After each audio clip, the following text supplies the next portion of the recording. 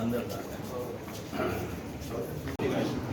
येतो का इकडे इकडे शिवराज थोडा डेस्क समोर समोर याच्यामुळे तर साहेब बाहेर गेले.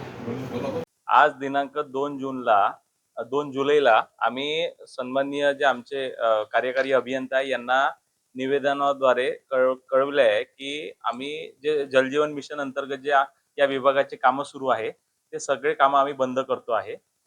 16 जून 2025 ला केंद्र शासनातर्फे एक जी आर देण्यात आलेला आहे. त्या जी आर मध्ये स्पष्ट सांगितलं की याच्या पुढे जलजीवन मिशन मध्ये केंद्र शासनातर्फे कुठल्या एकही रुपयाचा निधी देण्यात येणार नाही. तो 2019 ते 24 असा आमचा कार्यक्रम होता, तो आम्ही संपवलाय. आणि पाणी हा सब्जेक्ट हा राज्य सरकारचा आहे, तो केंद्र सरकारचा नाही.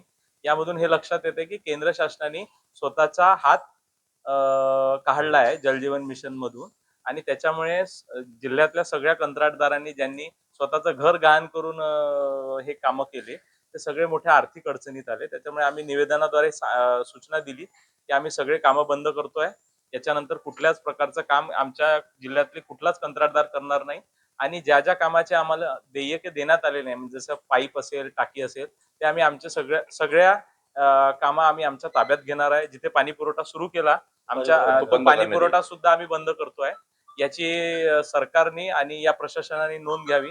नरेंद्र मोदी साहेबांनी मोठ्या उत्साहात हा प्रोग्राम सुरू केला होता. लोकसभेचे इलेक्शन या प्रोग्रामच्या बेसवर ते जिंकले, पण आता त्यांनाच या कार्यक्रमाचा विसर पडलाय कारण की ते निवडून आले आहे म्हणून त्यांना हा विसर पडलाय. आणि त्याच्यामुळे केंद्र शासनाने स्पष्ट शब्दात सांगितलंय की आम्ही याच्या पुढे निधी देणार नाही. त्याच्यामुळे पुढील भूमिका आम्ही सगळे कंत्राटदार बांधव एकत्र बसून आम्ही ठरवू, पण आजच्या डेटला आम्ही सगळे कामं बंद करतोय आणि त्याचा जो नाहक त्रास होणार आहे तो नागरिकांना होणार आहे. कुठल्याच राजकीय पदाधिकाऱ्यांनी आम्हाला कंत्राटदारांना फोन करू नये की आम्ही काम करावे म्हणून, कारण की आम्हाला मागच्या 2 वर्षापासून पैसे दिलेले नाही. म्हणून आम्ही ज्या स्थितीत जे कामं आहे त्या स्थितीत आम्हाला मूल्यांकन करून या करारनाम्यातून मुक्त करावं याची सुद्धा आम्ही मागणी केलेली आहे. म्हणून या जी आरचा निषेध म्हणून आम्ही तो जी आर सुद्धा फाडतोय.